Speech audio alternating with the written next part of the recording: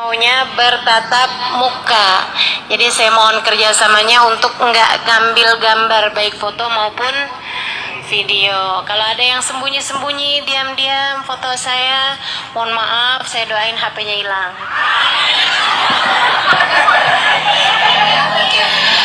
Oh ya, saya juga kasih tahu bahwa ini bukan masjid, ini ruangan serbaguna dari Masjid Raya Al-Ittihad. Masjidnya ada di atas, ya. Nah, jadi teman-teman yang sedang berhalangan tidak masalah untuk ada di dalam ruangan ini. Ya. Ya, yang baru-baru datang boleh langsung menempati ruangan yang masih kosong ya. Saya sepertinya di samping-samping kanan kiri masih ada yang kosong. Baik, kita awali dengan membaca niat belajar bersama-sama. Teman-teman bisa ikuti sudah saya. Bismillahirrahmanirrahim. Nawaitu ta'allum wa ta'lim wal naf'a wal indifa' wal mudzakarah wat tadhkir wal ifadah wal istifadah wal hitha 'ala tamassuk bi kitabillah wa sunnati rasulillah sallallahu alaihi wa alihi wa sallam wa du'a ila al-huda wa dilalata 'ala al-khair ibtigha'a mardatih wa qurbih wa thawabih wa husnil khatimah ma'al lutfi wal afiyah wa salahil aqibah birahmatika ya arhamar rahimin ila hadratin Nabi Muhammad sallallahu alaihi wasallam wa alihi washabihi azwaji wa dhurriyyati wa ahli baiti wa sallim wa jamil anbiya wal mursalin wal kawni ajma'in wa nafsusallallahu sayyidil muhajirin Allahumma bin Isa fakir muqaddam Muhammad bin Ali Ba'alawi sayyidil Abdurrahman Asghar sayyidil Abdullah bin Abu Bakar al-Aidarus fakhril wujud Asy'ab Bakar bin Salim wa usuli mafuri mutamar sahib Ratib Abdullah bin Al-Haddad Ahmad bin Zainab Habsyi bin Ahmad al-Habsyi thumma ila arwahi arbatil a'immatil mujtahidin wa mughallidin fid din ulama amilin fuqaha wal muhaddisin wal qurra wal mufassirin wa sadatis sufiyatil muhaqqiqin ajma'in anna Allah yaghfir lahum wa yarhamuhum wa ya'li darajatihim fil jannah wa yanfa'una barakatihim wa asrarihim wa anwarihim wa ulumihim wa nafahatihim fid din wad dunya wal akhirah. Al-Fatihah. A'udzu billahi minasy syaithanir rajim. Bismillahirrahmanirrahim. Alhamdulillahi rabbil alamin. Ar-Rahmanir Rahim. Maliki yaumiddin. Iyyaka na'budu wa iyyaka nasta'in. Ihdinas siratal mustaqim. Siratal ladzina an'amta 'alaihim ghairil maghdubi 'alaihim waladdallin. Amin. Bismillahirrahmanirrahim. Yasin. Surat Yasin. Surat yang keberapa nih Yasin? 36. Adanya di juz 22. Akhir dari juz 22 ya, sampai dengan juz 23. Diturunkan di Madinah. Yasin ini ada ayatnya yang turun di Madinah juga ini ya. Yasin dan merupakan salah satu dari surat-surat fadilah. Bahkan ada fadilahnya, salah satu fadilahnya inna likulli syai'in qalbun wa qalbul Quran Yasin.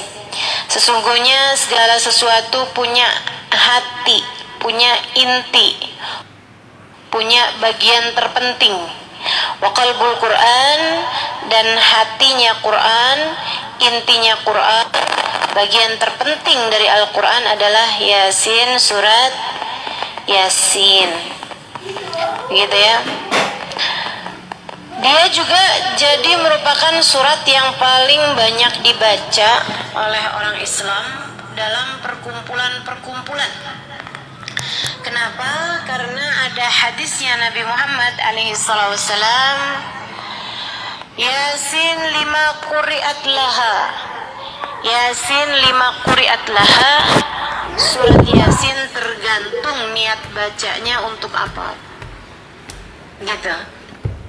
Surat Yasin itu tergantung niat bacanya untuk apa. Artinya kalau niat bacanya orang lagi sakit biar cepat sehat, insya Allah jadi penyebab kesehatan. Orang lagi sakaratul maut, biar gampang keluarnya ruh, dibacain surat Yasin. Orang mau melahirkan, biar lancar lahirannya, dibaca surat.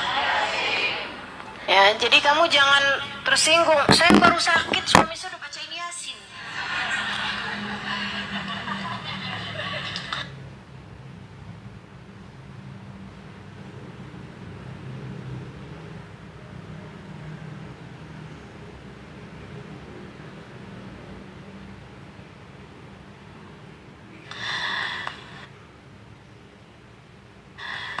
Iya kan? Enggak masalah gitu, justru dengan niat kesembuhan, begitu ya. Nah ini orang tersinggung nih karena nggak ngerti ilmunya nih. Dikirain saya belum mati kok udah dibacain Yasin, gitu ya. Enggak, teman-teman sekalian, Yasin tergantung niat bacanya. Yang nggak boleh masih hidup disolatin, itu baru nggak boleh, gitu ya. Masih hidup udah disolatin jenazah, itu baru nggak boleh. Baru nggak boleh, gitu ya. Tapi kalau masih hidup dibacain Yasin, nah justru Yasinnya itu tergantung niat bacanya untuk apa. Ada anak kita lagi sakit, Ustazah bacain apa biar dia cepat sehat? Bacain surat Yasin. Ustazah kepengen deh bisa berangkat haji, nih visanya belum keluar, padahal semuanya udah rapi, terbantuk, udah selamatan. Ini penyakit orang kita nih. Suka dikit-dikit selamatan, dikit-dikit selamatan. Kalau batal tuh ya bukan urusan kagak hajinya, malu.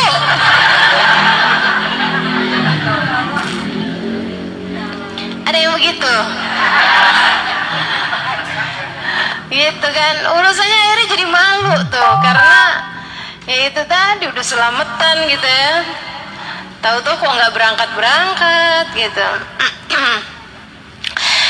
Nah itu misalnya gitu, gimana nih Ustazah, apa yang dibaca nih biar cepat keluar gitu misalnya. Bisanya ini tuh baca surat Yasin. Surat Yasin itu memang tergantung niat bacanya buat apa gitu. Termasuk dia surat yang mendatangkan ketenangan bagi hati juga, yang mendatangkan ketenangan bagi pikiran juga, dan juga pahalanya luar biasa. Nabi Muhammad dalam salah satu hadisnya mengatakan, "Man qara Yasin faka'annama khatamal Qur'an 10 marat." Siapa yang baca Yasin sekali kayak ngatamin Quran 10 kali. Kayak ngatamin Quran 10 kali gitu. Tapi bukan artinya yaudah kalau gitu yang dibaca Yasin aja ya. Tanyain, Ramadan hatam berapa kali? 30. Baca Yasin 3 kali selama bulan Ramadan. Enggak gitu artinya. Tapi ini kalau bicara pahala, ya Allah kayak gitu memang. Sama kayak yang siapa baca surat Al-Ikhlas 3 kali, kayak hatamin Quran 1 kali. Kan gitu ya. Nah, itu bicara pahala secara umum. Bukan pahala yang berlipat-lipat ganda di saat Ramadan, bukan pahala yang berlipat ganda dalam setiap hurufnya, apalagi kalau kamu tadabbur, apalagi kalau kamu membaca Al-Qur'annya dengan hati yang khusyuk. Nah, itu semuanya nilai pahalanya lain-lain lagi gitu. Jadi itu pahala dasar lah gitu ya, seperti itu. Nah ini surat Yasin. Terus ada juga, Ustazah, kenapa kalau orang meninggal dunia bacain Yasin? Itu memang ada juga hadisnya. Kata Nabi Muhammad alaihissalam, "Iqra'u ala mautakum Yasin." bacakanlah kepada orang-orang yang sudah meninggal dunia di antara kalian surat Yasin. Ada hadisnya, Bu. Jadi jangan dikira ulama ngasal-ngasal, gitu kan? Jangan dikira ini orang nih baca Yasin aja. Bid'ah, itu bid'ah dari mana ceritanya? Orang Yasin itu ada dalam Quran kok. Gitu, baca Al-Quran nggak pernah bid'ah. Baca Al-Quran malam Jumat, baca Yasin malam Jumat bid'ah. Mestinya kahfi. Ini gini ya, baca Quran malam Jumat mestinya kahfi, betul.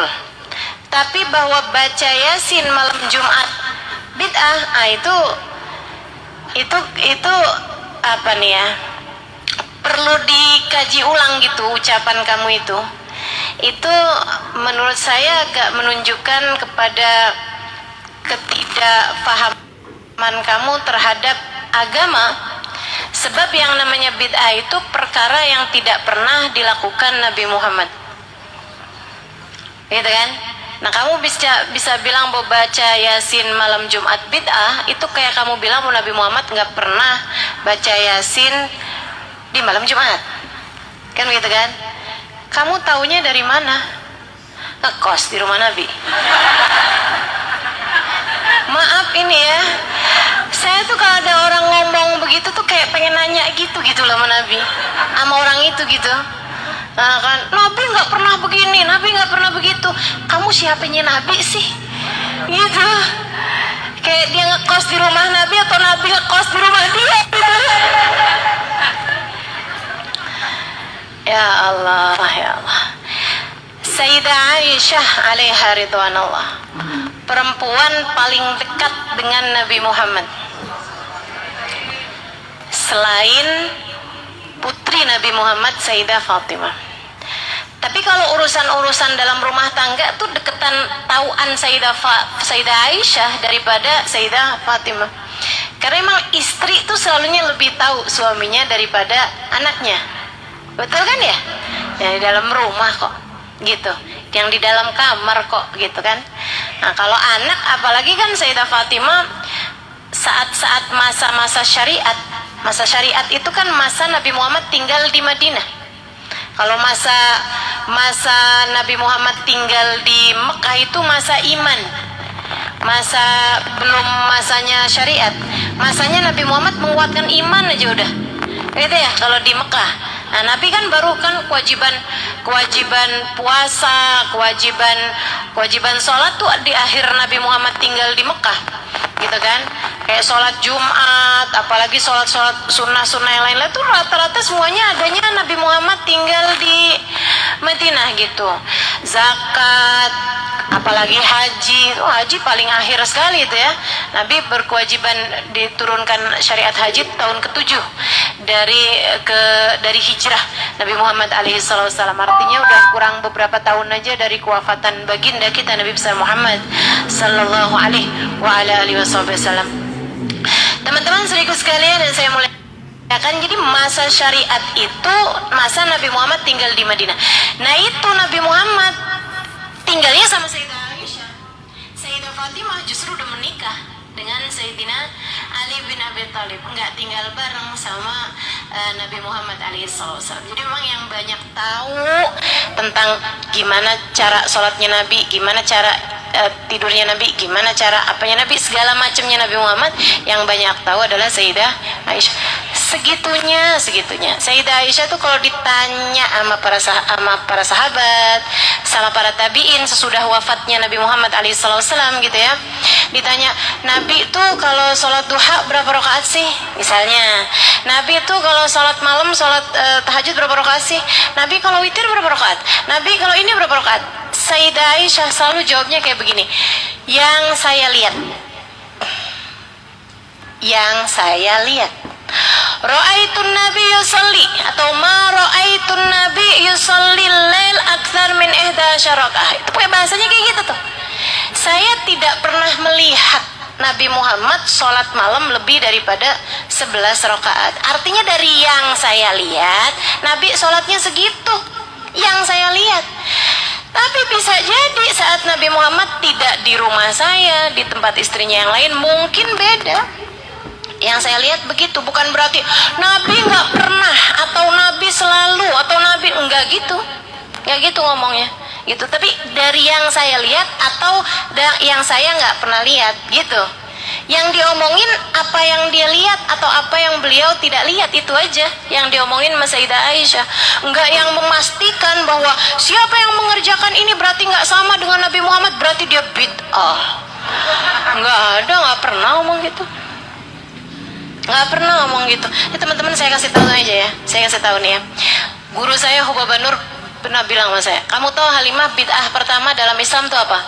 Saya bilang, apa Hubabah? Kamu tahu kok ini. Ya apa Hubabah? Sarapan. Ibu-ibu sarapan apa enggak? Wahai para pelaku bid'ah.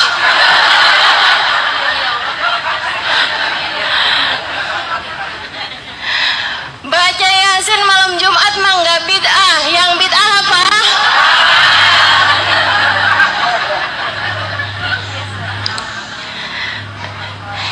Karena teman-teman, Nabi itu baca Quran tiap hari, tiap malam Nabi baca Quran. Emang menurutmu nggak pernah ngepasin pas malam Jumat pas Nabi baca Yasin? Pernah sekali aja udah gugurin bid'ah? Pernah sekali aja Nabi Muhammad kerjakan udah nggak ada ceritanya bid'ahnya itu? Nggak ada gitu. Jadi itu satu hal, kalau orang bisa bilang Nabi nggak pernah begini, Nabi nggak pernah begitu, Nabi selalu begini, Nabi selalu begitu, itu kayak kesombongan ya. Bahwa dia kan nggak pernah juga tinggal menabi, kan cuma nerima dari hadisnya Nabi Muhammad gitu kan, dari para sahabat-sahabat, dari para perawi hadis gitu. Lagi pula teman-teman, udah deh gini aja deh, yang namanya kebaikan itu sesuatu hal yang berat dikerjakan, begitu ya. Sebenarnya itu tuh sesuatu hal yang memang tidak diinginkan hawa nafsumu buat ngerjain. Jadi kadang-kadang tuh antara males sama nyari dalil tuh tipis. Sholat tarawih berapa? 8 rakaat. Itu kamu lagi males apa lagi nyari dalil? Udah jujur aja gitu ya. Nah gitu aja udah. Ayo baca Yasin nih malam Jumat. Oh udah deh mah, nggak usah baca Yasin mah, tuh bid'ah mah. Nggak ada dalilnya gitu. Kamu sebenarnya emang ngedalil atau lagi males? Begitu kan? Dah ya, nggak usah deh gitu. Jadi kalau orang bilang urusan bid'ah tuh sarapan. Nabi nggak pernah sarapan. Makanya coba cari bahasa Arab dalam hadis yang artinya sarapan. Nggak ada. Saya kasih tahu, nggak ada. Saya belajar bahasa Arab banyak dah. Nggak ada tuh bahasa Arab dalam hadis ya, hadis Nabi atau Al-Quran gitu yang artinya sarapan tuh nggak ada. Sekarang ada bahasa Arabnya sarapan, ada apaan coba? Breakfast. Ada futur orang sebutnya, ada sobuh orang masyarakat pedesaan sebutnya gitu. Tapi itu nggak ada hadis yang bicaranya futur gitu kan. Sobuh tuh nggak ada. Adanya ghoda sama asya. Ghoda itu adalah makanan yang dimakan sebelum duhur. Asya itu adalah makanan yang dimakan antara waktu maghrib dan isya, atau sekitaran itulah, maghrib atau isya gitu ya. Maghrib atau isya gitu kan. Boleh jam 7, bisa jam 8 gitu, bisa jam 6. Itu namanya asya, teman-teman saudariku sekalian. Adanya ghoda sama asya doang tuh kagak ada ceritanya, segala sarapan, apalagi mindo, nyemil sore, nyemilnya mie goreng.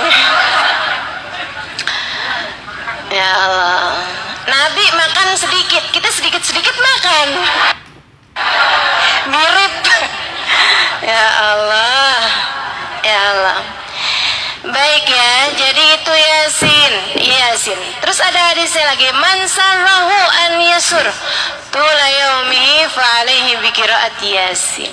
Siapa yang kepengen senang sepanjang hari, beres urusan, mudah urusan sepanjang hari, hendaklah dia membaca surat Yasin di pagi harinya. Dan ya pengen urusan-urusan lancar nih sepanjang hari, awali pagi harimu dengan baca surat Yasin gitu. Ntar besok hari lagi baca surat Yasin lagi, baca surat Yasin lagi. Kamu senang terus tuh insya Allah. Beres semua urusan, gampang semua urusan dengan kamu membaca surat Yasin seperti yang disampaikan oleh Nabi kita Muhammad SAW. Saya ingat saya punya teman namanya Aisyah dari Swedia, orang Sweden. Waktu kami belajar di sana di Daruzahra ya, di Tarim. Si Aisyah ini dia lagi hamil. Dia bilang sama Hubabah Nur, Hubabah, saya ini lagi hamil, saya mesti baca apa aja kalau pagi hari. Sama Hubabah dikasih satu kitab Khulasatul Madad. Kata Hubabah, nih baca nih, ada bacaan pagi. Dia liatin, kan berapa lembar tuh bacaan pagi doang. Iya katanya. Yang jawab iya nih ya pasti merasa keberatan untuk baca yang nggak bilang iya gitu kan. Khulasatul Madad apaan sih? Ya. Jadi ada satu kitab yang disusun oleh guru kami Habib Umar bin Hafid, mengatur pikiran hari-hari gitu. Ada pikiran sebelum subuh, ada pikiran sesudah sholat subuh sampai isyraq, ada pikiran ketika malam, ada pikiran ketika sore gitu-gitu. Nah dalam kitab itu tuh ada pikiran pagi gitu. Baba bilang, nih kamu baca ini nih. Baba panjang bener. Mu'alaf gitu ya, baca Qurannya masih pelan-pelan, baca zikiran juga pelan-pelan gitu kan. Dia bilang, saya nggak keburu Baba, nanti saya akhirnya nggak ngapa-ngapain gitu. Baba akhirnya terus bilang, ya udah deh, kamu tiap pagi baca Al-Wirdul Latif atau zikir pagi sore yang kayak yang tadi dibaca tuh sama Umay itu ya, itu kata Hubaba sama baca Yasin tiap pagi. Itu pesan Hubaba, pokoknya kamu jangan tinggal itu. Jadilah dia setiap pagi itu pokoknya bacaan wajib dia surat Yasin selain dari Wirdul Latif. Dia baca Yasin tiap pagi selama masa kehamilan, kan dia memang nggak mens juga ya. Sampai kemudian dia melahirkan. Nah sebelum dia melahirkan tuh dia nanya sama Baba, nanti kalau saya habis melahirkan, saya boleh nggak nih baca Wirdul Latif sama Yasin ini? Kata Baba, Wirdul Latif boleh, udah pasti. Yasin kamu biasa bacanya nggak? Saya nggak tinggal Baba, alhamdulillah selama masa hamil ini. Kata Baba, berarti kamu udah jadiin sebagai wirid, sebagai zikir. Nah kalau kamu jadikan sebagai wirid, bacaan harian, itu baca Yasin boleh menurut pendapat banyak ulama. Meskipun ada juga pendapat yang mengatakan kalau lagi mens ataupun nifas jangan baca surat Yasin. Nah ini pada seneng nih, yang pada males. Dalil tadi itu gitu kan.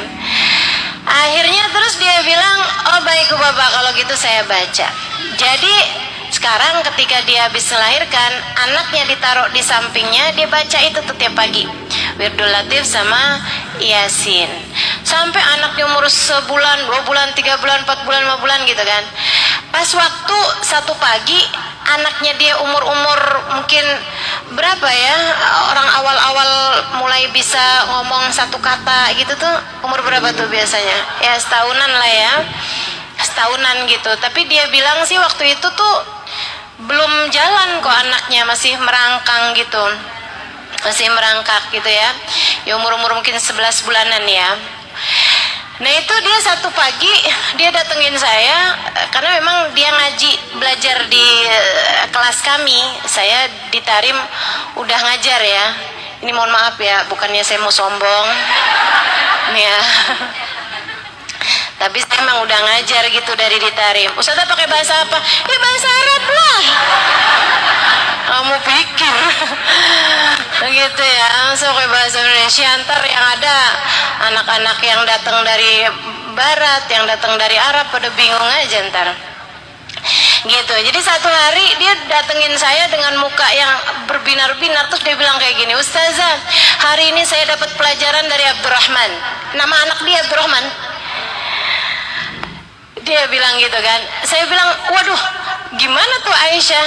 kok kamu bisa dapat pelajaran dari anak kamu gitu? Bukannya kamu yang ngajarin anak kamu? Iya Ustazah, saya ngajarin anak saya, iya. Tapi hari ini saya dapat pelajaran dari anak saya. Dia bilang tadi pagi itu suaminya kan memang selalu sholat subuh di Darul Mustafa, suaminya, atau kadang-kadang sholat subuh barengan sama dia, terus berangkat ke Darul Mustafa buat dars pagi, buat pelajaran pagi. Ada pelajaran yang disampaikan Habib Umar bin Hafid di waktu pagi hari habis sholat subuh.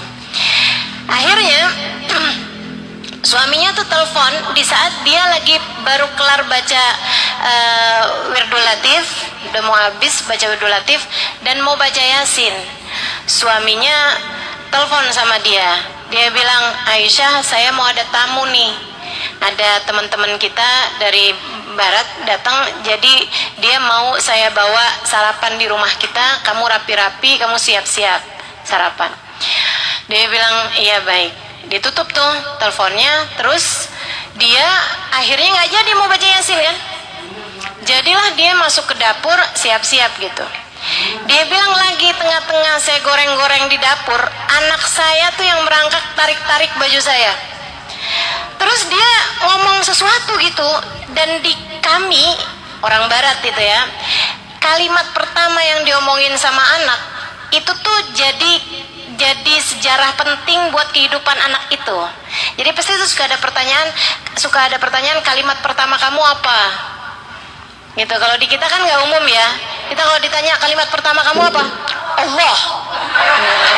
Biar keren dong. Gitu ya. Padahal ternyata mam minta makan.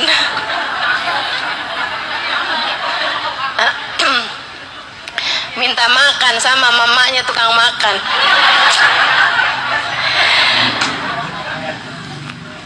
Akhirnya dia bilang karena dia ngomong sesuatu, ngucap sesuatu, jadi saya perlu mati-matiin dulu nih gitu.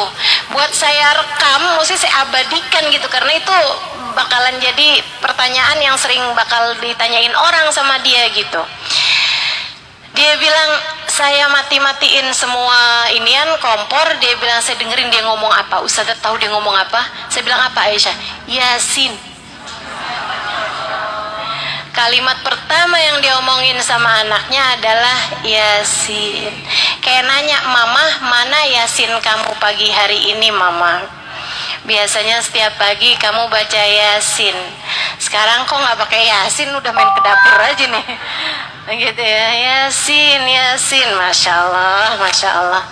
Ini kayaknya kalau anak-anak kamu gituin bakalannya bacanya kul.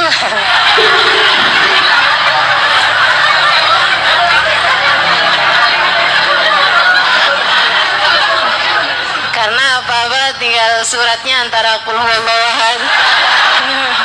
Enggak ganti-ganti Yasin kepanjangan, Ustazah udah kul aja dah. Ya Allah, khair insyaallah. Mudah-mudahan ya, siapa yang kepengen lancar urusannya sepanjang hari, awali hari dengan baca surat Yasin. Insya Allah kita niat deh dari sekarang untuk tidak meninggalkan membaca surat Yasin tiap pagi sekurangnya, gitu ya. Yasin tuh bagus dibaca kapan Ustazah? Pagi bagus, malam bagus, kapannya juga bagus ya. Baca surat Yasin ini salah satu, sekali lagi, sebagai surat-surat yang berfadilah. Pahalanya banyak, kayak hatam Quran 10 kali, kemudian lagi bawa kemudahan sepanjang hari. Belum lagi juga kalau kamu hadiahkan pada orang yang sudah meninggal dunia, itu juga jadi kiriman yang sangat indah bagi mereka. Makanya kalau kita ziarah, yang kita baca bakalannya apa tuh? Yasin. Kenapa gitu? Ya ikut sama apa yang diajarkan Nabi, Iqra'u ala mautakum Yasin. Bacakanlah kepada orang yang sudah meninggal dunia di antara kalian surat Yasin. Bismillahirrahmanirrahim. Yasin. Nah, surat ini dinamakan Yasin mengikuti kata pertamanya. Apa artinya Yasin? Enggak tahu. Ada dua pemaknaan dari surat Yasin yang paling terkenal di antara kalangan para ulama. Ya. Yang pertama adalah Allahu a'lamu bimuradihi. Qadih gitu. Kalau kamu baca tafsir Jalalain, kamu baca tafsir Baghawi, kamu baca tafsir yang lain-lain semuanya, tafsir Qurtubi, tafsir Ibnu Katsir, apa semua dah tafsir-tafsir yang mau kamu baca begitu ya. Kamu baca Yasin dan juga Alif Lam Mim dan juga Alif Lam Mim Ra dan juga Qaf Ha Ya Ain Sad dan juga Nun dan juga semua surat Alif Lam Ra, apapun aja yang di awal-awal huruf muqatta'ah istilahnya ya, huruf-huruf yang terpisah-pisah, huruf yang muqatta'ah ini kan apa namanya ya, huruf yang terputus gitu kan, yang tidak membuat satu kata ya.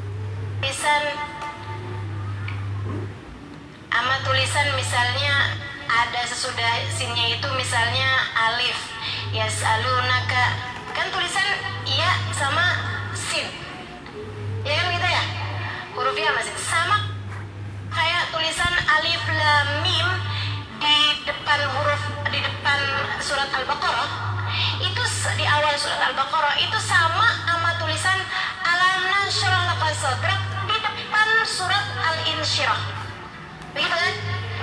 Sama aja, sama alif lam mim dengan alam nashrah atau alam tara kayak kalau buka biasa itu sama aja hurufnya, sama-sama alif lam mim.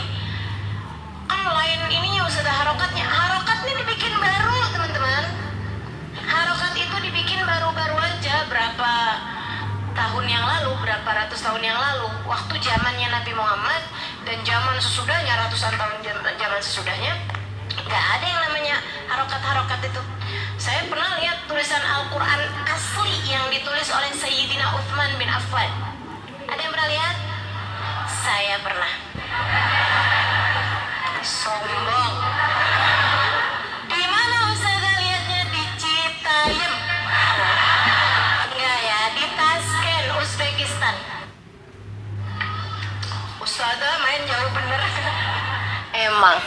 Teman-teman sekalian, di sana terdapat Al-Quran yang paling awal ditulis oleh Sayyidina Uthman bin Affan, khat Utsmani yang asli. Qurannya segede kamar, segede tempat tidur yang gede itu loh, 20 kali 20 tuh, segitu tuh Qurannya tuh, gede banget Qurannya.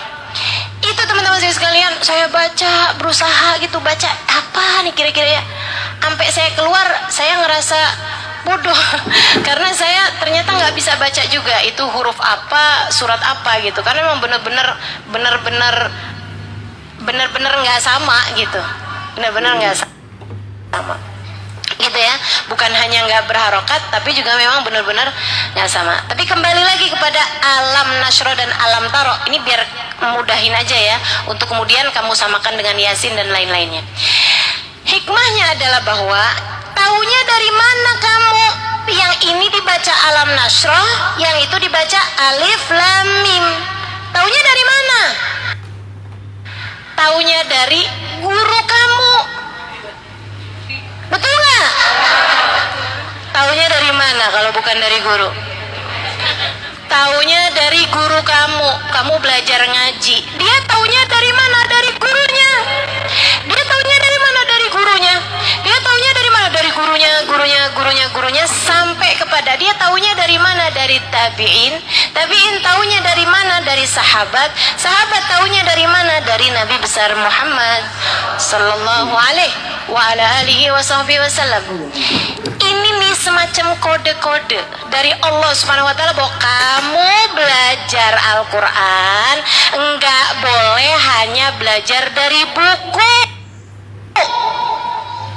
Kamu harus belajar dari guru. Agama ini disampaikan lisan an lisan. Dari lisan didengar oleh telinga, telinganya mendengar dari lisan ke telinga, gitu ya, terus sampai kepada Nabi Muhammad alaihissalam. Falyuballighus sami' minkumul ghaib. Kata Nabi Muhammad, yang dengar dari saya silahkan menyampaikan kepada yang belum dengar. Nanti dia nyampein lagi, gitu ya. Balighu anni walau ayah. Kata Nabi Muhammad, sampaikan dariku meskipun satu ayat. Ngajarin kamu belajar agama itu harus lewat guru yang bersambung terus sampai kepada Nabi Muhammad. Nabi taunya dari mana? Yang satu dibaca alam, yang satu dibaca alif lam mim, dari malaikat Jibril. Gitu. Jadi bukan main-main teman-teman. Ini nih Yasin, kamu bacanya Yasin, gitu kan? Bukan biasa. Iya kan? Taunya dari mana? Dari guru kamu. Guru kamu tahunya dari gurunya, dari sampai kepada Nabi besar Muhammad sallallahu alaihi wasallam. Maka dalam Yasin kamu dan Nabi Muhammad bertemu. Dalam alif lam mim kamu dan Nabi Muhammad bertemu. Dalam alam kamu dan Nabi Muhammad bertemu. Bahkan sekedar baca alif lam mim dan alam, kamu tahu perbedaannya dari Nabi besar Muhammad sallallahu alaihi wasallam. Bukan main-main. Jadi nggak bisa asal-asalan buka Mbah Google. Nggak bisa. Orang ngaji itu nggak bisa kayak begitu. Harus talaki nih. Makanya kemarin itu ya, lagi masa-masa pandemi, yang paling menyiksa saya itu adalah urusan nggak bisa ngaji yang kayak gini gitu, yang bertatap muka, ya kan ya.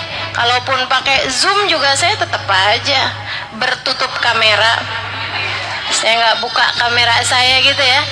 Nah itu kan tetap beda rasanya teman-teman, betul nggak? Beda nggak? kan sekarang, ya kan? Saya senang, pasti teman-teman juga senang. Alhamdulillah. Harus ada banyak hal yang kita syukuri. Mudah-mudahan Allah angkat semua penyakit, semua virus, semua bala, semua musibah insya Allah dari negeri kita tercinta dan dari seluruh bumi ini insya Allah. Amin ya rabbal alamin. Jadi Yasin, paham kan kenapa dibacanya Yasin? Allah mau ngingetin itu kode-kode dari Allah Subhanahu wa taala. Kamu belajar harus dari guru, kata Allah, biar kamu bisa ngerti bacanya ini Yasin bukan Yasa. Gitu ya. Makna yang kedua, makna Yasin yang pertama tuh tadi. Makna yang kedua, katanya ulama, mereka juga bukan orang-orang yang nggak ada ilmu.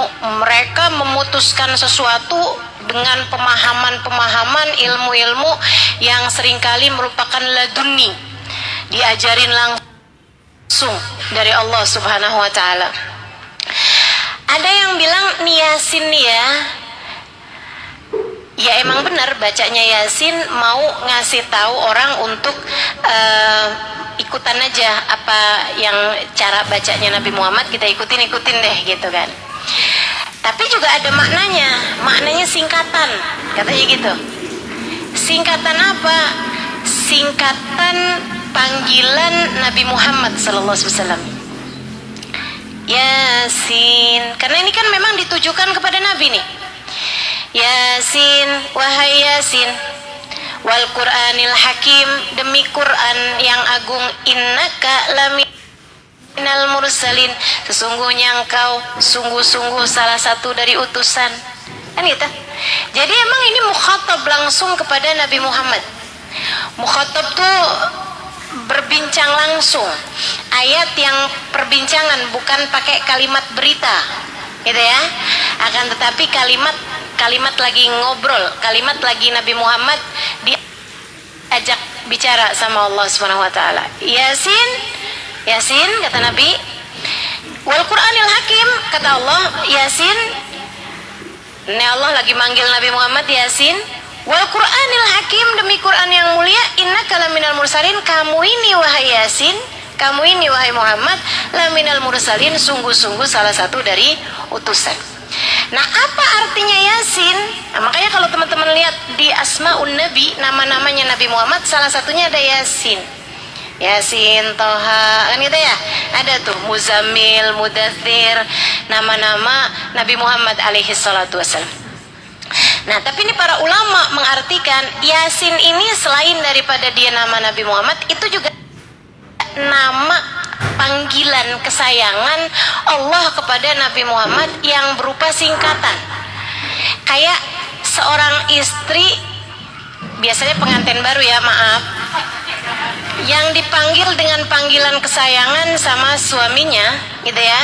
Dari yang mestinya itu kan kesayanganku, jadi sayang, jadi say, atau jadi yang,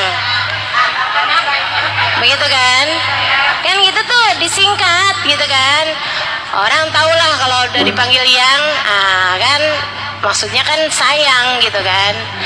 Ya, meskipun kalau kamu nggak dipanggil itu ya jangan sedih juga.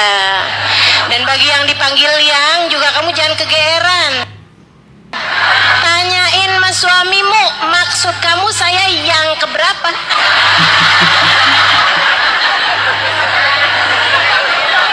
Aduh.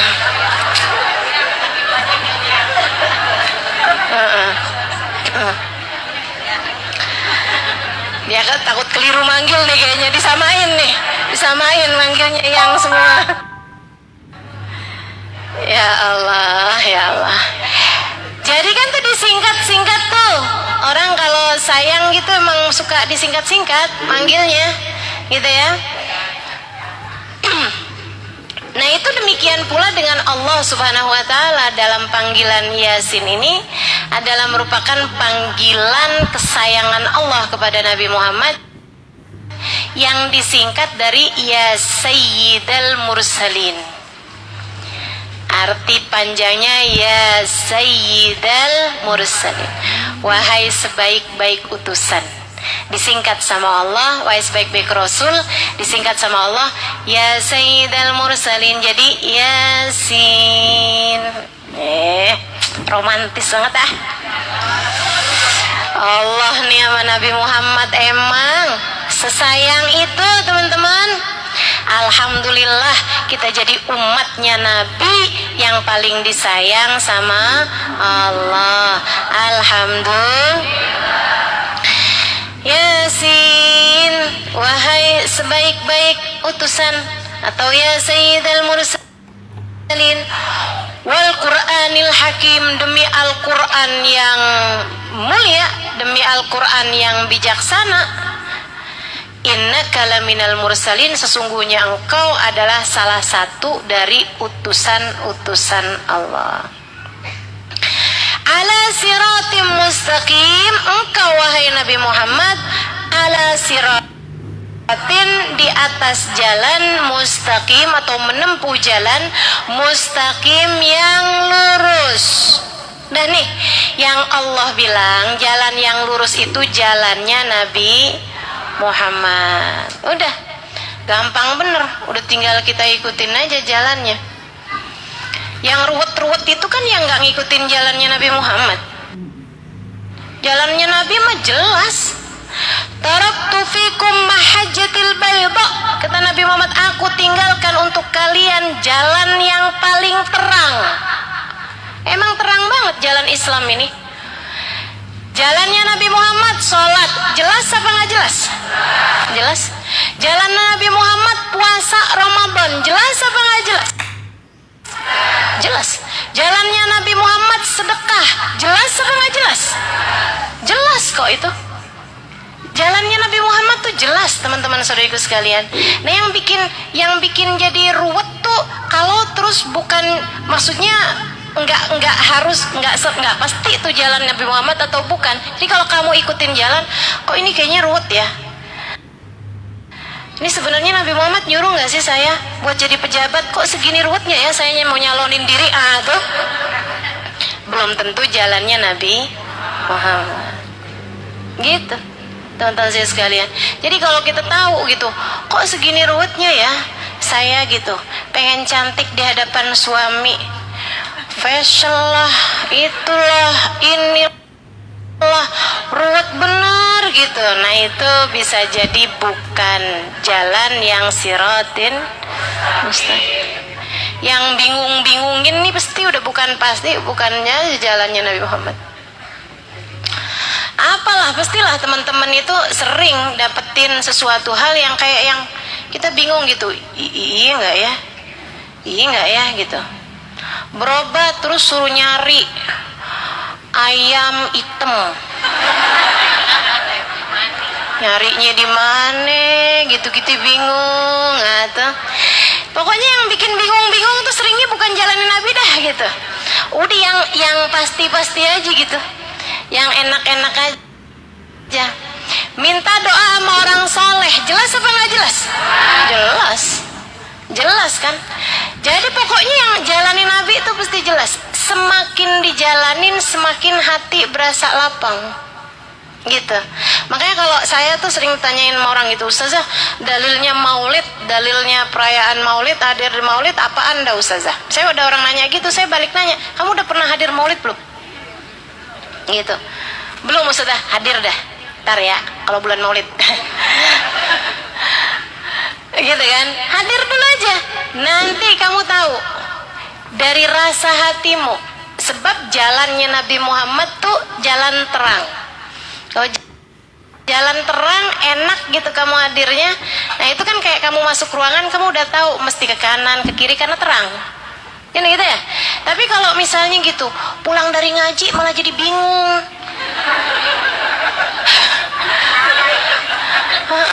Pulang dari ngaji nih malah bingung, malah sumpah gitu kan ya.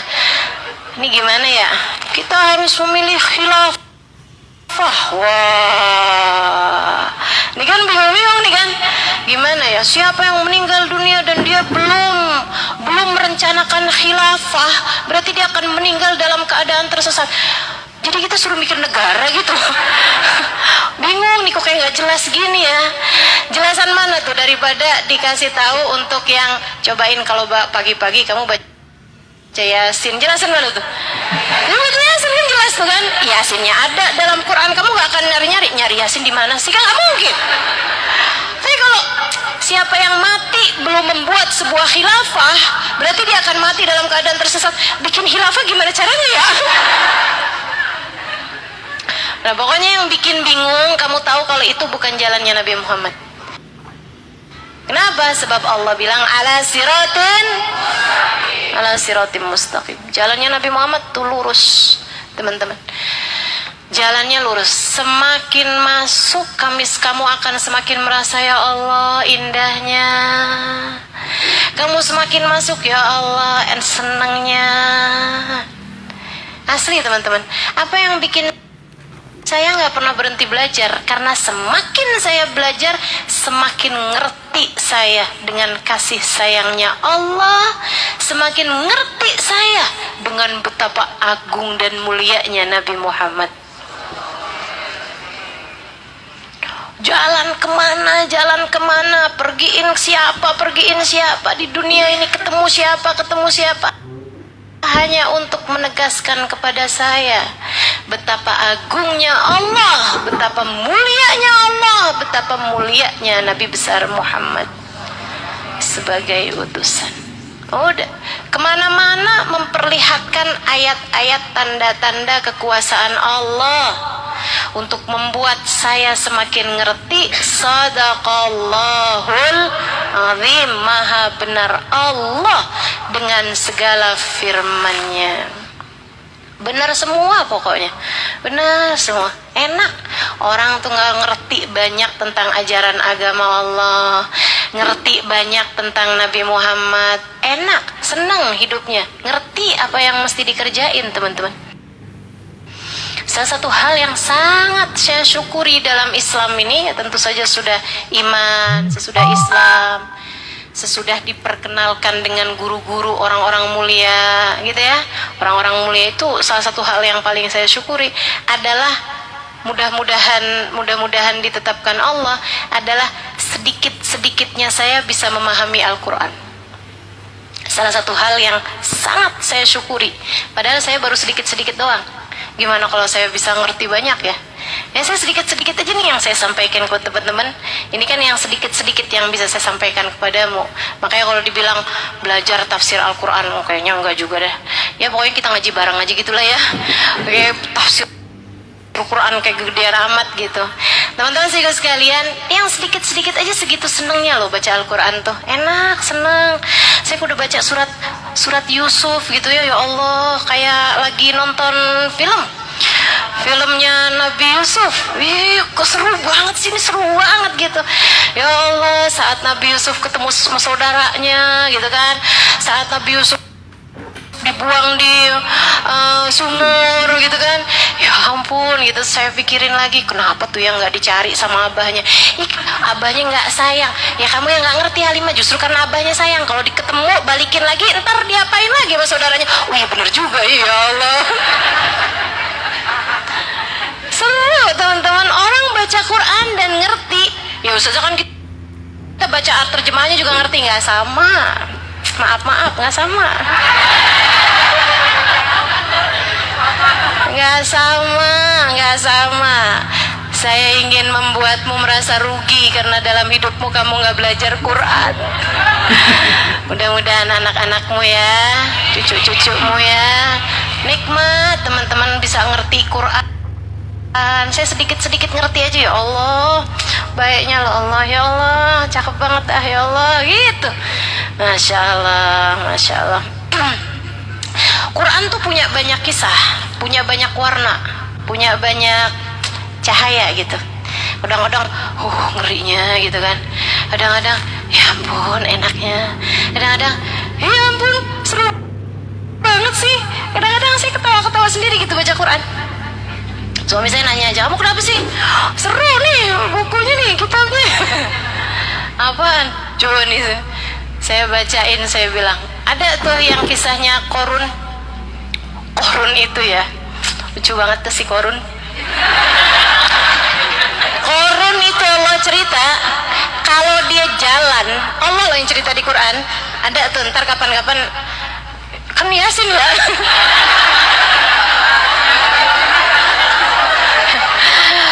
Ada tuh di Quran tuh, kata Allah, ya Qarun ini dia tuh kaya raya, cuman pelit bahkan sama dirinya sendiri. Kayak paman Gober. Tahu paman Gober gak? Kita seumuran.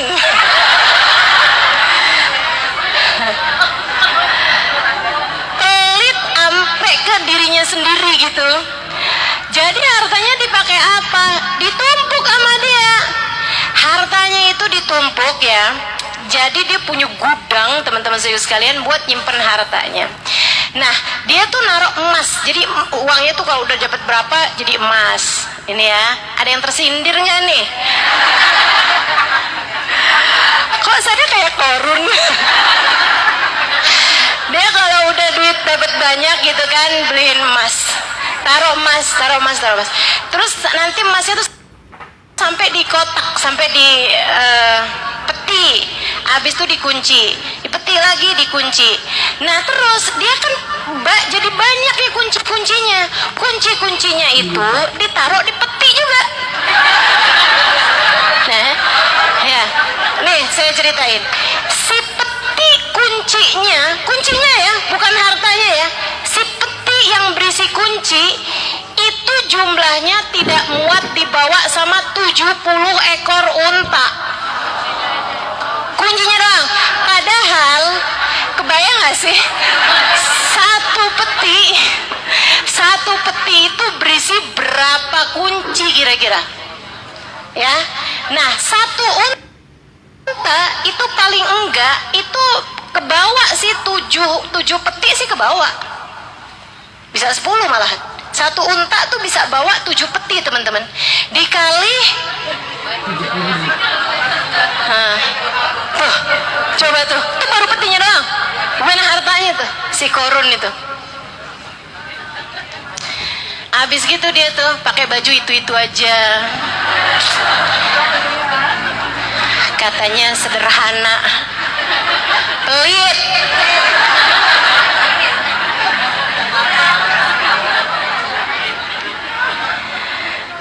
Iya, kalau ada tamu kue-kue disembunyiin.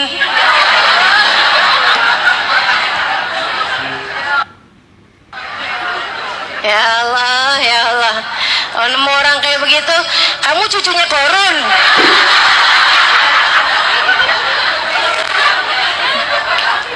Lucu banget. Itu saya bacanya tuh di Quran sampai geli sendiri saya. Itu Qarun, kata Allah nih, Allah cerita nih.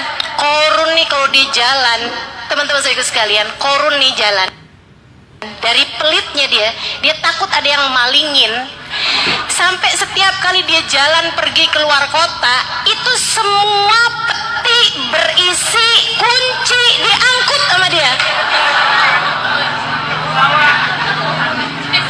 Kuncinya loh nih, bukan hartanya, kuncinya bawa sama dia.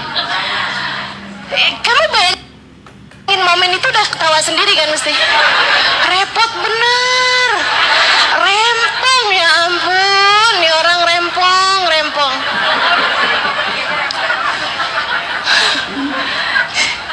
Satu waktu kata Allah nih, dia lagi jalan di akhir-akhir hidupnya si Qarun nih. Dia lagi jalan, di belakangnya puluhan unta itu tadi yang bawa peti-petinya dia gitu, bawa peti berisi kunci itu. Itu lagi jalan nih, orang-orang yang lewat, asli nih, ini kayaknya orang-orang yang lewat bangsa orang-orang maaf ya, pasar Minggu, Tebet, daerah mana lagi nih yang tukang kepo. Oh enggak, Tebet enggak ya? Tebet daerah elit dong, enggak dong. Condet nih.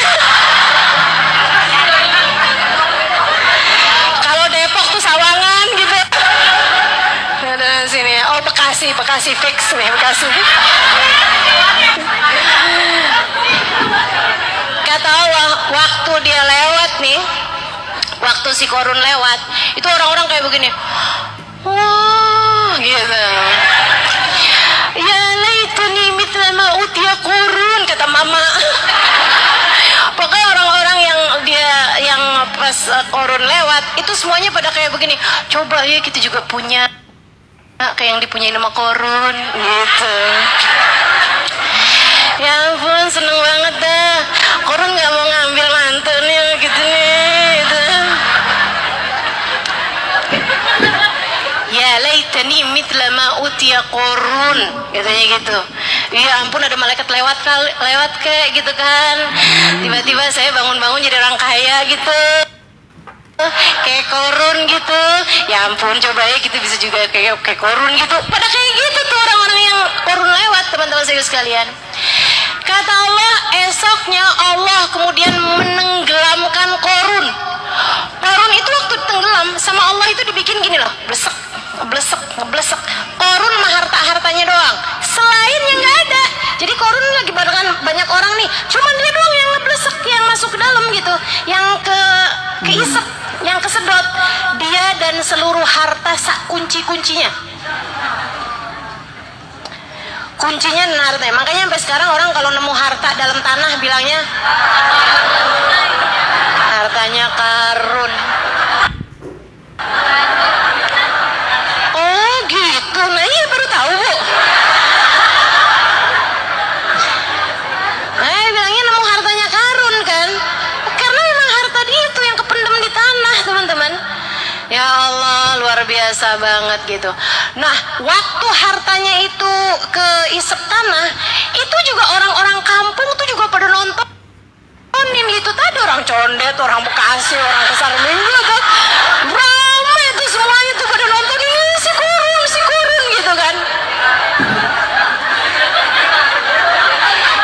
Dan mereka semuanya bilang, ya ampun, untung kita nggak dikasih kayak hartanya Qarun.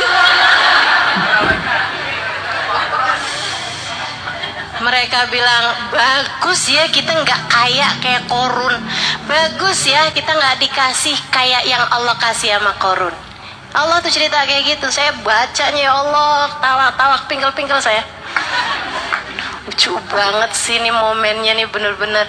Betapa orang tuh kan sehari pengen, besoknya lagi udah nggak kepengen gitu. Kita tuh kayak gitu, dunia tuh kayak gitu. Nggak ada yang jelas. Yang jelas adalah ajaran agamanya Nabi ala siratin mustaqim. Tanzil al-Aziz Rahim, ajaran agamanya Nabi Muhammad ini Tanzil al-Aziz Rahim, diturunkan sama Allah al-Aziz ar-Rahim, dan diturunkan oleh Allah yang Maha Rahim.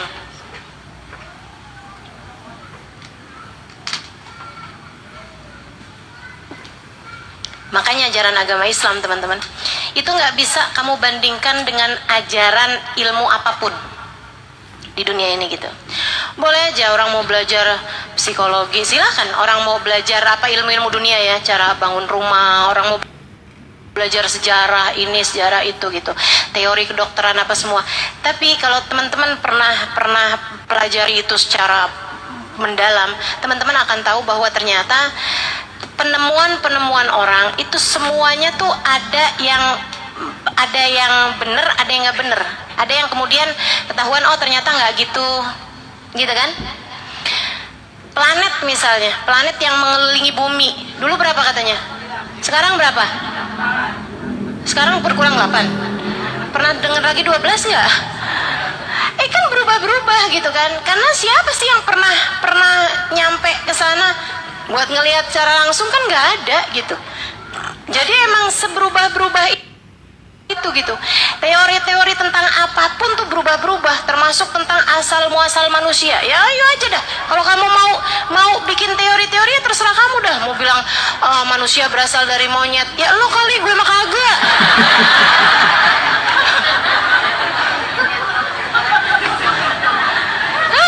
Kan katanya manusia berasal dari monyet gitu ya. Ya ampun, ada tuh yang percaya. Kamu iya juga? Enggak ya. Itu kan berubah-berubah semau-mau mereka teman-teman saudara sekalian. Kenapa? Karena prinsip-prinsip itu bukan lahir dari yang menciptakan semesta. Nah kalau Al-Quran nggak akan pernah ada perubahan, ilmu Al-Quran nggak akan pernah salah. Kenapa? Tanzilal Azizil Rahim, diturunkan oleh Allah yang Maha Aziz, Ar-Rahim, Maha Rahim, Maha Penyayang, Maha Kuat, Maha Penyayang. Allah yang nurunin Al-Quran, Allah yang nurunin ajaran agama Islam, pasti benernya, pasti pasnya. Makanya ajaran agama Islam ini tidak akan pernah mengalami perubahan. Gak ada ceritanya. Dulu zaman Nabi sih memang sholat 5 waktu ya, cuma zaman akhir nih kan, menyesuaikan zaman, kayaknya sholat itu mendingan jadiin satu aja pas pagi hari sekalian senam. Nah kena, nggak bisa kayak gitu. Nggak ada ceritanya mengalami perubahan gitu. Nggak ada ceritanya. Nah, sholat zaman sekarang tuh udah nggak perlu ruku, nggak perlu sujud. Nggak ada ceritanya gitu. Wahyunya dari mana? Wah, agama ini udah selesai. Tanzilal Aziz Rahim udah selesai dari Allah Subhanahu wa Ta'ala. Selain daripada itu, pasti hanya akan menemukan jalan-jalan buntu. Pasti akan menemukan jalan-jalan yang salah. Pasti akan kebingungan orang. Jadi kalau kamu tahu bahwa kamu kebingungan, nah itu caranya biar nggak bingung adalah kembali kepada ajaran agama Islam. Deketi Allah, deketi Rasulnya, pergi ngaji. Dah di sini semua obatnya. Di sini semua obatnya. Bawa kebingungan-kebingunganmu hadir ke majelis ilmu. Bawa kebingungan-kebingunganmu duduk bersama dengan para ulama yang ngerti Al-Quran, yang ngerti hadisnya Nabi, yang faham, yang punya ilmu yang memang bersambung. Belajarnya bersambung. Ada sanad keilmuan yang bersambung sampai kepada baginda Nabi besar Muhammad sallallahu alaihi wa ala alihi wa sahbihi wasallam. Dan Zilal Aziz Rahim litundiru qauman ma undira aba'uhum fahum ghafilun. Kamu wahai Muhammad diturunkan Al-Quran, kamu udah dikasih tahu jalan yang lurus. Ini Muhammad untuk kamu tundir, untuk kamu memberikan peringatan. Kepada siapa ya Allah? Qauman ma undira aba'uhum, kaum yang ayah-ayahnya dulu nggak pernah mengalami, nggak pernah mendapatkan peringatan, nggak pernah mendapatkan pelajaran. Wahum fahum ghafilun, dan mereka adalah orang-orang yang lalai gitu. Ini untuk menolak ucapan orang-orang kaum kafir Quraisy ketika diajarin ajarannya Nabi Muhammad. Mereka bilang, tapi ini ajarannya nggak diikutin kok sama kakek-kakek kita. Abah-abah saya ngikutin pelajarannya bapak-bapak kami, udah nggak usah kamu ganggu-ganggu deh gitu. Nah kata Allah, emang nabinya baru diturunin, jadi abah kamu ya udah pasti memang tidak mengikuti ajaran yang bener ini gitu. Ajarannya kan baru turun pada waktu itu, gitu kan ya. Nah kita juga begitu gitu kan. Kita memberi peringatan, misalnya kayak ngasih tahu ajaran Islam. Nah, itu kan juga banyak kepada orang-orang yang belum ngerti ajaran agama ini seperti apa. Dan mungkin ayah-ayah kita, ibu-ibu kita banyak juga yang belum ngerti, gitu kan ya. Apalagi zaman-zaman sebelum masa-masa sekarang, masa-masa orang gampang banget kalau mau belajar ke zaman sekarang ya kan. Kalau zaman-zaman dulu kan agak repot kalau mau belajar apa-apaan. Jadinya kan kayak menerima agama itu sebagai dogma, betul nggak? Kayak yang akekah, kenapa perlu akekah? Ya udah akekah aja gitu kan. Kenapa kita harus nutup aurat? Jadi nutup aurat aja. Kenapa kamu harus sholat? Yaudah sholat aja gitu kan gitu. Jadi nggak dikasih tahu maknanya gitu kan, penjelasannya. Karena mungkin orang-orang tua kita tidak mudah bagi mereka untuk mendapatkan pelajaran-pelajaran agama. Dan alhamdulillah kita di zaman sekarang ini kita diberi kemudahan Allah SWT. Mudah-mudahan lebih mudah untuk membentuk generasi yang lebih Islam, yang lebih generasi imani gitu ya, generasi umatnya Nabi Muhammad SAW yang terbaik insyaallah. Amin ya rabbal alamin. Jadi maksudnya gini loh, ya kalau bapaknya salah ya jangan diikuti. Kalau ibu kamu salah ya jangan diikuti, gitu kan ya. Saya pukul anak saya, kenapa? Karena dulu ibu saya mukul saya. Ya nggak selalu yang dilakukan sama ibu kamu itu benar, gitu. Bahwa kamu harus hormat sama ibu kamu, iya. Tapi bukan berarti kamu ikuti jalannya. Kalau ternyata jalannya ya tidak mengikuti siratim mustaqim yang Tanzilal Azizir Rahim, gitu kan. fahum ghafilun. Laqad haqqal qawlu ala aktsarihim fahum la yu'minun. Laqad haqqal qawlu, sungguh telah benar-benar ditetapkan. Al qawlu ala aktsarihim, sungguh telah benar-benar ditetapkan ala aktsarihim, atas kebanyakan dari orang-orang kafir Quraisy, fahum la yu'minun, bahwasanya mereka tidak akan beriman.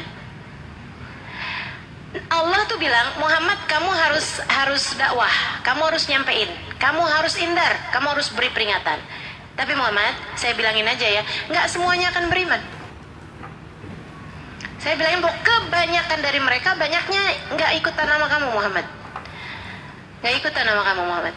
Di Mekah nih, Nabi Muhammad disuruh dakwah, tapi Allah udah kasih tahu duluan, kalau nggak pada beriman, ya nggak apa-apa juga Muhammad, pokoknya kamu sampein aja. Ini nih teman-teman saya sekalian, ayat-ayat yang sejenis ini nih, ini memantapkan hati kami para pendakwah. Bahwa kalau kamu berdakwah terus kamu nggak diterima, kalau kamu berdakwah orang nggak mau hadir majelis, misalnya begitu ya, nggak apa-apa. Kamu berharap lebih baik gitu daripada Nabi Muhammad. Nabi Muhammad aja, laqad haqqal qawlu ala aktsarihim fahum la yu'minun. Seusaha apa kamu dalam berdakwah Muhammad, kamu emang udah banyak orang-orang yang telah ditetapkan bahwa mereka nggak akan beriman. Jadi kalau kamu ngajakin saudara kamu buat hadir majelis, nggak mau juga, jangan putus asa.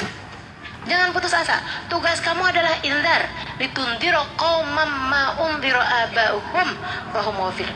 Orang lalai kamu ingetin, orang lalai kamu ajakin, orang ini yang kamu ajakin hadir majelis, baca Quran, baca zikir, kebaikan, ya. Kamu ajakin suami kamu buat sholat, dia nggak mau, nggak apa-apa, terus aja gitu, terus aja. Kamu ajakin anak kamu buat ibadah, dia nggak mau, jangan putus asa. Jangan terus ya udah habis mau gimana lagi, ya udah dah biarin aja. Anak saya masuk neraka, ya udah biarin aja. Kan nggak gitu. Nah ya kan nggak gitu.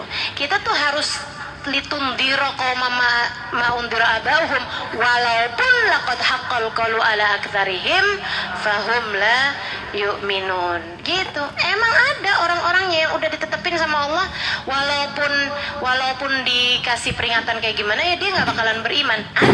Ada gitu ya. Tapi kan kamu nggak tahu siapa dia, iya kan? Nah karena kamu nggak tahu siapa dia, maka bukan tugas kamu untuk dia nih nanti akhirnya bener nggak sih gitu. Kalau nanti akhirnya bener sih semua ajakin, tapi kalau kira-kira akhirnya emang bakalannya jadi ahli neraka, ya saya nggak mau ajakin. Ngapain kamu repot-repot? Tugas kamu itu litundira ma undira abauhum. Udah, itu tugas kamu gitu. Tugas kamu untuk indar, tugas kamu buat ngajakin, tugas kamu buat menyampaikan gitu. Masalah dia beriman atau nggak beriman, itu urusannya dengan takdirnya Allah. Dan takdirnya Allah bukan urusanmu. Kamu nggak usah repot-repot mikirin yang bukan urusan kamu. Jangan ikut campur sama hidayah. Hidayah itu hak prerogatifnya Allah Subhanahu wa ta'ala, gitu ya. Fahum la yu'minun. Inna ja'alna fi anakim aghlala fahiya ila al-abqani fahum muqmahun. Kami menjadikan fi anakihim, di leher-leher mereka ada aglalan, ada belenggu yang mengikat ilal abqani, sampai ke jadi ada belenggu yang dari leher sampai ke dagu. Orang kalau dikasihin rantai itu dari leher sampai ke dagu, dia bisa nunduk apa enggak? Nggak bisa nunduk. Gitu. Allah ngasih perumpamaan gitu ya. Emang ada orang-orang yang nggak bakalan bisa nunduk gitu. Diajakin apa, dibilangin apa gitu, nggak bisa gitu. Tapi kan kita nggak tahu tuh jalan hidayahnya orang tuh lewat apa, kita nggak tahu. Dan kalau buat saya gitu ya, terus ya udah deh kalau gitu ya nggak usah didakwain, nggak bisa gitu. Saya selalu ingat-ingat apa yang disampaikan oleh guru-guru saya dari ayat yang Nabi Musa alaihissalam diperintahkan Allah untuk dakwahin kepada Fir'aun. Fir'aun. Allah itu waktu bilang sama Fir'aun, Allah tahu Fir'aun ini gak bakalan masuk Islam. Sampai akhir kehidupannya emang udah dikasih pelajarannya kayak gitu.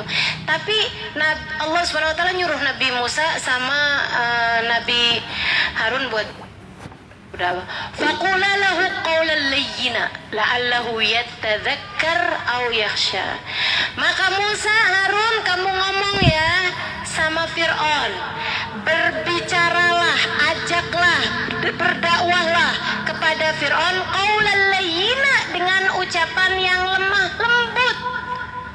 La'allahu yatadzakkar, siapa tahu dia nanti akan mengambil pelajaran, aw yasha, atau siapa tahu dia jadi punya rasa takut sama Allah Subhanahu wa taala. Kata Allah gitu. Jadi tuh tugas kita itu ya udah kayak gitu aja, dakwah dengan cara lemah lembut. Nih ya, yang kamu ajakin itu kan pastinya enggak se-Fir'aun amat. Betul nggak? Dan kamunya kan juga nggak sehebat Nabi Musa. Maka beradablah, kamu bukan Nabi Musa, yang kamu ajakin itu nggak Fir'aun amat gitu loh. Palingan ya kamu sama dia beda kelasnya paling setangga dua tangga, iya kan ya? Iya kan, 11-12 aja lah, kamu udah duluan ngaji gitu aja daripada dia gitu kan. Nah makanya kalau terhadap Fir'aun aja Nabi Musa tuh disuruh ngomong lemah lembut, apalagi terhadap orang-orang yang kamu ajakin, lemah lembut dong mestinya. Apalagi terhadap saudara kamu, anak kamu, orang tua kamu, bibi kamu, ponakan kamu, qaulal layyina, ucapan yang lembut gitu. Sambil nungguin, mudah-mudahan besok lusa hidayahnya datang. Siapa tahu kalau udah hidayahnya datang, dia bisa jadi lebih terang darimu, teman-teman. Kadang-kadang orang tuh cuman perlu dipercikin aja gitu, perlu dipantik aja, dipantik pakai itu loh, korek api gitu kan. Dia udah ada lilinnya, udah ada aduh susah banget sih ngomongnya. Cahayanya tuh udah gede banget sebenarnya, cuman mati gitu kan, cuman belum dinyalain aja, belum deketin ke api aja gitu kan. Begitu dideketin ke api, ternyata cahayanya jauh lebih terang darimu. Itu yang membuat kenapa saya nggak berhenti ngajar. Saya yakin nih yang hadir nih kayaknya cuman masalah belum ada yang gitu, belum ada yang nyulut api aja gitu. Begitu kena api, cahayamu ternyata lebih terang bahkan daripada yang ngajarin. Aduh, luar biasa banget. Sehingga saya jadi terberkahi dengan cahaya-cahaya teman-teman yang lainnya, gitu kan. Wa ja'alna min baini aydihim sadda wa min khalfihim sadda. Jadi kata Allah itu di lehernya tuh ada belenggu sampai ke dagu, makanya nggak pernah bisa nunduk gitu kan. Fahiya ilal adqani fahum mukmahun. Jadi ada belenggu di leher-leher kami, di leher-leher mereka, memasangkan belenggu di leher mereka, lalu tangan mereka diikat ke dagu. Jadi tangannya nih diiketin ke dagu gini nih, kayak orang pernah tahu orang disiksa terus ditangkupin dari kaki ke dagu terus diikat gitu. Nah itu kan nggak bisa ngapa-ngapain, nggak bisa kemana-mana gitu. Itu perumpamaan orang yang dibelenggu sama dunia, dibelenggu sama jabatan, dibelenggu sama kekafiran begitu ya, dibelenggu sama cinta terhadap manusia yang membuat mereka tidak mudah untuk berada dalam jalan hidayah. Wa ja'alna min baini aydihim sadda, dan kami jadikan di depan mereka ada penghalang. Wa min khalfihim sadda, di belakangnya juga ada penghalang. Fa'ghshaynahum, habis itu ditutup dari atas lagi. Fahum la yubsirun, maka dari mana mereka bisa melihat adanya cahaya? Ditutup semua, samping depan tutup, belakang ditutup, kanan kiri ditutup. Habis itu dari atas blok Allah SWT tutupin. Ya Allah, ya Allah. Makanya tuh doanya Nabi Muhammad tuh kalau pagi, Allahumma inna nas'aluka nuran fi qalbi wa nuran fi qabri wa nuran fi sam'i wa nuran fi basari wa nuran fi. Itu kan doa Nabi tuh, minta cahaya ya Allah, cahaya di dalam hati saya, cahaya nanti di kubur saya, cahaya di pandangan mata saya, cahaya di pendengaran saya, cahaya di daging saya, cahaya di kulit saya, cahaya di rambut saya, cahaya di semua itu. Nabi Muhammad minta cahaya di depan saya, cahaya di belakang saya, cahaya di kanan saya, cahaya di kiri saya, kan gitu ya. Ya Allah, tambahin terus cahayanya ya Allah.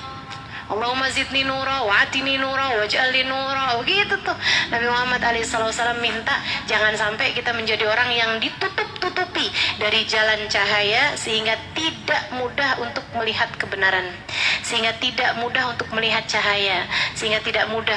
Makanya akhirnya ngomongnya kayak gini nih, zaman sekarang ini udah zaman edan, gak ada orang baik lagi. Wih, nyarinya di mana ente? Kok bisa sampai bilang gak ada orang baik lagi, gak ada orang soleh lagi, gak ada orang soleha lagi gitu? Kamu nyarinya di mana? Nah itu kan masalahnya, bisa jadi kamunya yang ditutup untuk bisa melihat mereka semua, gitu kan? Nah kita minta sama Allah jangan sampai seperti itu, biar bisa jadi orang yang bisa melihat semua kebaikan orang, semua cahaya orang, semua berkah orang, gitu kan ya? Biar kitanya juga terberkahi dengan cahaya-cahayanya orang, insyaallah. Nah orang kalau udah kayak begitu tuh, sawaun alaihim andartum am lam tundirhum am lam tundirhum la yu'minun. Kamu mau kasih peringatan sama mereka, kamu mau nggak kasih peringatan sama mereka, emang nggak ada bedanya sih, mereka juga nggak akan beriman. Artinya dalam urusan kamu berdakwah, dakwah aja, ngajakin orang kebaikan ajakin aja, gitu kan ya. Tapi hidayah kamu nggak usah sengoyo itu. Urusan hidayah ya udah, gitu kan, urusannya Allah Subhanahu wa taala. Ngajakin aja. Kayak bangunin suami sholat subuh gitu ya, bangunin aja. Tapi urusan dia kemudian sholat apa enggak, bangun apa enggak, itu urusan antara dia sama Allah. Jangan maksa sampai segala ngambil ember.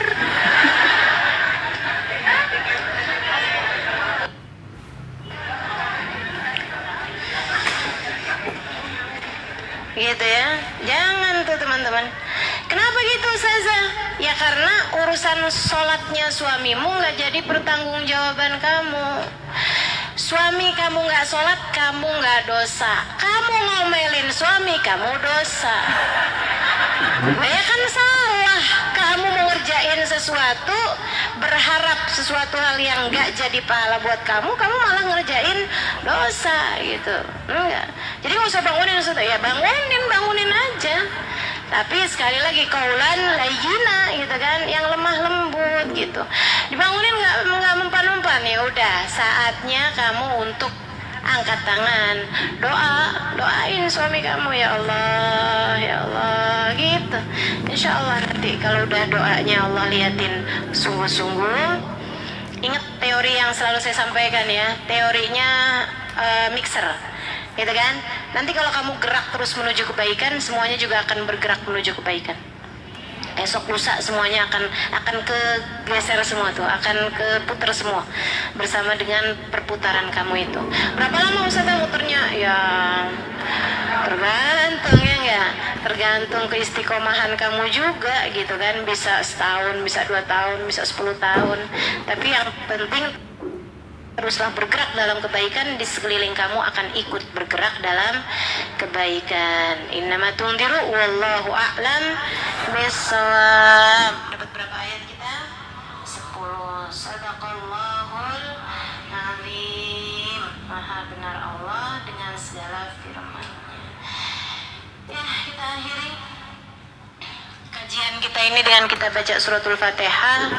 Mudah-mudahan Allah Subhanahu wa taala limpahkan segala kebaikan. Doa akhir majelis, ya Rabbana tarafna bi annana tarafna wa annana asrafna fatub alaina tauba tasil li kulli hauba amin ar-rawatib lidina rabbi wa mauludina